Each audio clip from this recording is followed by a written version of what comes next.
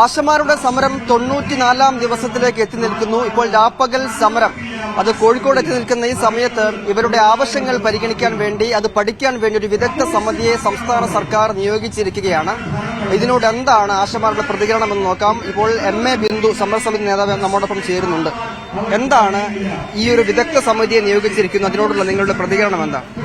ഞങ്ങള് ഈ വിദഗ്ധ സമിതിയെ സംബന്ധിച്ച് അന്ന് മിനിസ്റ്ററുമായുള്ള ചർച്ചയിൽ ഇതിനെക്കുറിച്ചൊരു പ്രപ്പോസൽ വെച്ചപ്പോൾ തന്നെ ഞങ്ങൾ അതിന്റെ വിയോജിപ്പ് അറിയിച്ചതാണ്. കാരണം നമ്മൾ ആവശ്യപ്പെട്ടത് ഓണറേറിയം വർദ്ധിപ്പിക്കുക എന്നുള്ളതാണ്, വിരമിക്കൽ ആനുകൂല്യം പ്രഖ്യാപിക്കുക എന്നുള്ളതാണ്. അതിന് ഒരു പഠനത്തിന്റെ ആവശ്യമില്ല. എന്ത് കമ്മിറ്റി പഠിക്കാനാണ്?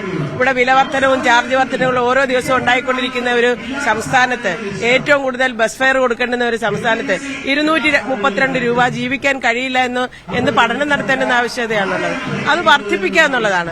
ഇവരീ പറയുന്ന 1000 രൂപ 7000 രൂപയായിട്ട് വർദ്ധിപ്പിച്ചു എന്ന് പറയുന്നത് ഒരാളും പഠിച്ചിട്ടല്ലല്ലോ, ഒരിടത്തും പഠനം നടത്തിയിട്ടല്ലല്ലോ. അത് ആവശ്യകതയാണെന്ന് തോന്നുന്നോണ്ടാണല്ലോ ചെയ്യുന്നത്. അപ്പൊ അത് ഇന്നത്തെ കാലഘട്ടത്തിൽ 7000 രൂപ എന്ന് പറയുന്നത് തീരെ അപര്യാപ്തമായൊരു തുകയാണ്. അത് വർദ്ധിപ്പിച്ചു തരണമെന്നാണ് നമ്മൾ ആവശ്യപ്പെട്ടത്. ഇപ്പോൾ എന്തുകൊണ്ടാണ് ഇങ്ങനെയൊരു സമിതിയെ നിയോഗിച്ചത് എന്നാണ് നിങ്ങൾ വിശ്വസിക്കുന്നത്? ഇത് ബംഗാളിൽ വിരമിക്കൽ ആനുകൂല്യം കൊടുക്കുന്നുണ്ട്, ഹരിയാനയിൽ കൊടുക്കുന്നുണ്ട്, ആന്ധ്രയിൽ നമ്മുടെ സമരം ആരംഭിച്ചതിന് ശേഷം അവര് പ്രഖ്യാപിച്ചു. പോണ്ടിച്ചേരിയിൽ 10,000 രൂപ എന്നുള്ള അവരുടെ ഓണറേറിയം 12,000 ആയിട്ട് ഒറ്റയടിക്ക് വർദ്ധിപ്പിച്ചു. അപ്പൊ ഇതൊക്കെ സ്റ്റേറ്റ് സർക്കാർ, സംസ്ഥാന സർക്കാരുകൾക്ക് ചെയ്യാം. അപ്പൊ അത് ചെയ്യാമെന്നുള്ളത് മറച്ചു വെക്കുന്നതിന് വേണ്ടിയിട്ട്, ഈ സമരം അവസാനിപ്പിക്കുന്നതിന് വേണ്ടിയിട്ട് തീർച്ചയായിട്ടും ഈ സമരം ഈ സമൂഹത്തിലുണ്ടാക്കിയ ഒരു ഇമ്പാക്ട് ഉണ്ട്. അതിന് അവര് ഉത്തരം പറഞ്ഞേ മതിയാവും, എത്ര മുഖം തിരിച്ചിരുന്നാലും. അപ്പൊ അതിൽ നിന്നും രക്ഷപ്പെടാൻ വേണ്ടിയിട്ടാണ് ബാക്കി യൂണിയനുകളെ എല്ലാം വിളിച്ച് മുൻകൂട്ടി ധാരണ ഉണ്ടാക്കിയിട്ട് നമ്മൾ വന്നപ്പോൾ ഒരു കമ്മിറ്റി പ്രപ്പോസൽ വെച്ചത്. മറ്റു കാര്യങ്ങൾ, നിരവധി വിഷയങ്ങളുണ്ട് ആശാവർക്കർമാരെ സംബന്ധിച്ച്. അത് പരിഹരിക്കണമെന്നുണ്ടെങ്കിൽ ഈ കമ്മിറ്റി പ്രപ്പോസലിനെ ഞങ്ങൾ അംഗീകരിക്കുന്നു എന്ന് ഞങ്ങൾ പറഞ്ഞു. പക്ഷേ ഓണറേറിയം പ്രഖ്യാപനവും വിരമിക്കൽ ആനുകൂല്യം ഒരു കമ്മിറ്റിയുടെ ആവശ്യമില്ല, സർക്കാരിന്റെ ഒരു രാഷ്ട്രീയ തീരുമാനത്തിന്റെ ആവശ്യമേ ഉള്ളൂ. സർക്കാർ ഒരു കേരളത്തിലെ മുഴുവൻ ആളുകളെയും റെപ്രസെന്റ് ചെയ്യുന്ന ഒരു സർക്കാരായിട്ട് പെരുമാറണം എന്നുള്ളതാണ് ഞങ്ങളുടെ അഭിപ്രായം. ഏതെങ്കിലും ഒരു പാർട്ടിയുടെ സർക്കാരാകരുത്. തൊഴിലാളികൾ, സ്ത്രീ തൊഴിലാളികൾ ബഹുഭൂരിപക്ഷവും ഇടതുപക്ഷത്തെ വിശ്വസിക്കുന്ന, അതിനു വേണ്ടിയിട്ട് പ്രവർത്തിക്കുന്ന, വോട്ട് ചെയ്യുന്ന ആളുകളാണ് ഈ സമരം ചെയ്തുകൊണ്ടിരിക്കുന്നത്. അപ്പൊ അത് ഏറ്റവും മാന്യമായി കേരളം ഒന്നടങ്കം ആവശ്യപ്പെടുന്നത് പോലെ അത് സെറ്റിൽ ചെയ്യുക. അത് ഈ നിമിഷം സെറ്റിൽ ചെയ്യാൻ പറ്റും. അതിനൊരു കമ്മിറ്റിയുടെ ആവശ്യമില്ല. പിന്നെ ഈ കമ്മിറ്റി പ്രപ്പോസൽ വെച്ചത് ഏപ്രിൽ 3-നാണ്, 1.5 മാസം. ഏപ്രിൽ 3-ന് വെച്ച പ്രപ്പോസൽ ഇപ്പോഴാണത് വിദഗ്ധ സമിതി നിയോഗിക്കുന്നത്. അപ്പോൾ ഇത്ര ലേഖാവുന്നു. അതേസമയം തന്നെ സമരം മുന്നോട്ട് പോവുകയും ചെയ്യുന്നത് അത് മറ്റൊരു തലത്തിലേക്ക് മാറുന്ന ഘട്ടത്തിൽ കൂടിയാണ് ഈ സമിതിയെ രൂപീകരിക്കുന്നത്. അതെ. അപ്പൊ ഈ തൊഴിലാളികളുടെ ജീവിത പ്രശ്നത്തിൽ ഇവർക്കുള്ള സമീപനം, നമ്മുടെ ഹെൽത്ത് മിനിസ്റ്റർ എപ്പോഴും പറയുന്നത് ചേർത്ത് നിർത്തുന്ന എന്റെ ആശമാര്, എന്റെ മാശമാര്.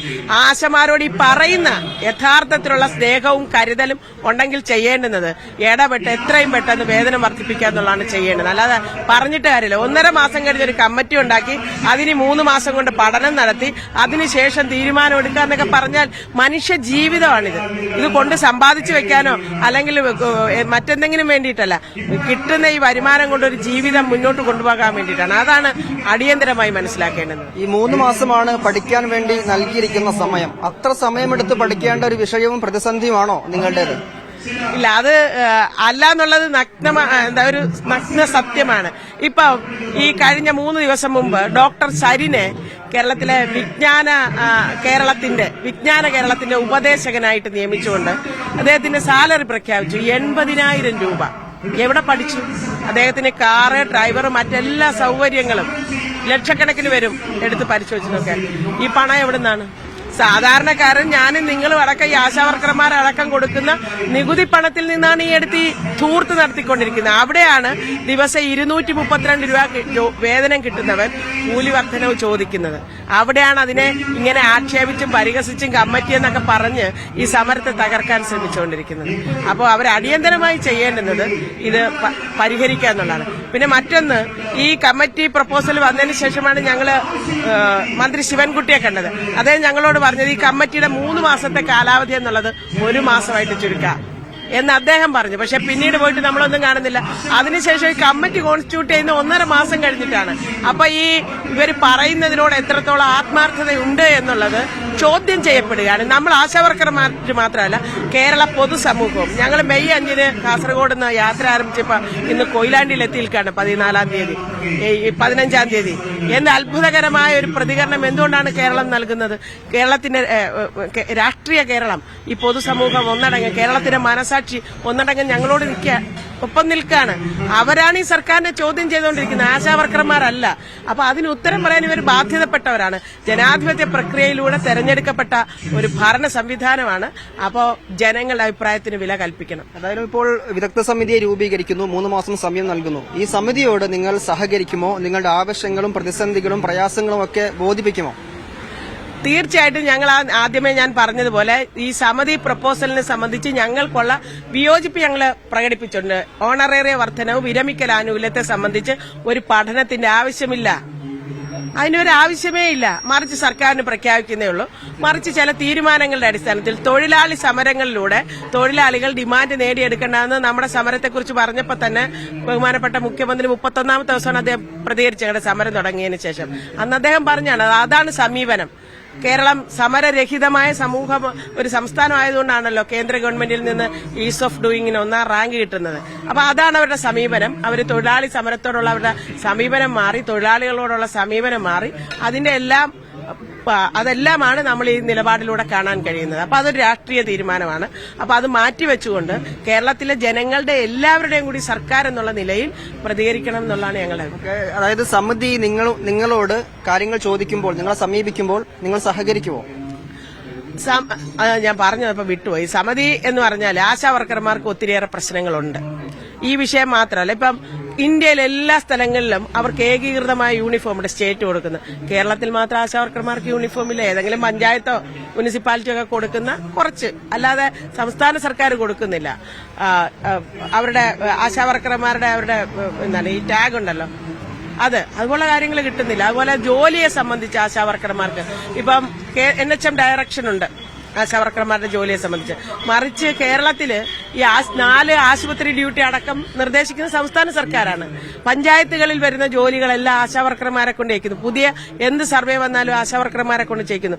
ഇതൊക്കെ പരിഹരിക്കപ്പെടേണ്ടുന്ന പ്രശ്നങ്ങളാണ്. അതുപോലെ വാർഡ് മാറ്റുന്ന ഒരു ആശാവർക്കറെ അവര് ആശാവർക്കർ ഒരു വലിയ തോതും അവരുടെ അവർ ജീവിക്കുന്ന ചുറ്റുപാടിൽ തന്നെയാണ് അവരെ നിയോഗിക്കുന്നത്. പക്ഷെ ചിലപ്പോൾ രാഷ്ട്രീയ തീരുമാനത്തിന്റെയൊക്കെ അടിസ്ഥാനം വരുമ്പോഴത്തേക്ക് അവർ ദിവസം 200 രൂപ കൊടുത്ത് യാത്ര ചെയ്യേണ്ടുന്ന ദൂര സ്ഥലത്തേക്ക് നിയമിക്കുന്നത്. ഇത്തരത്തിലുള്ള പ്രയാസങ്ങളുണ്ട്. ഈ പ്രയാസങ്ങൾ അതേസമയം തന്നെ വേതനത്തിലെ കുറവ്, ഇതൊക്കെ സമിതിയോട് സംസാരിക്കുമെന്ന് ചോദിക്കുകയായിരുന്നു. തീർച്ചയായിട്ടും ആശാവർക്കർമാരുടെ വിഷയം പഠിക്കാൻ ഒരു സമിതി വന്നത് ഞങ്ങളുടെ സമരത്തിന്റെ ഫലമായിട്ടാണല്ലോ. അപ്പൊ തീർച്ചയായിട്ടും എല്ലാ പ്രശ്നങ്ങൾക്കും ഒരു പരിഹാരം ഉണ്ടാകത്തക്ക തരത്തിലുള്ള ഒരു നീക്കമാണ് അവർ നടത്തുന്നതെങ്കിൽ ഞങ്ങൾക്ക് അതിനകത്ത് വലിയ പ്രതീക്ഷയൊന്നുമില്ല. കാരണം എത്രയോ കമ്മിറ്റികൾ ഇതിനോടകം പ്രഖ്യാപിച്ചിട്ടുണ്ട്. അതിന്റെയൊക്കെ പ്രവർത്തനങ്ങൾ എവിടം വരെ എത്തി ആർക്കെങ്കിലും അറിയാവോ? ഇപ്പൊ ഞങ്ങൾ സമരം തുടങ്ങിയതിന് ശേഷമാണ് അംഗൻവാടി ജീവനക്കാർ 13 ദിവസം ഇതുപോലെ വെയിലത്തിരുന്ന് സമരം നടത്തി. അവരുടെ മുന്നിൽ ഒരു കമ്മിറ്റി പ്രപ്പോസലാണ് വെച്ചത്. ഇതുവരെ കമ്മിറ്റി കോൺസ്റ്റിറ്റ്യൂട്ട് ചെയ്തിട്ടുണ്ടോ എന്ന് നമുക്കറിയത്തില്ല. 2.5 മാസത്തോളം ആകുന്നുണ്ട്.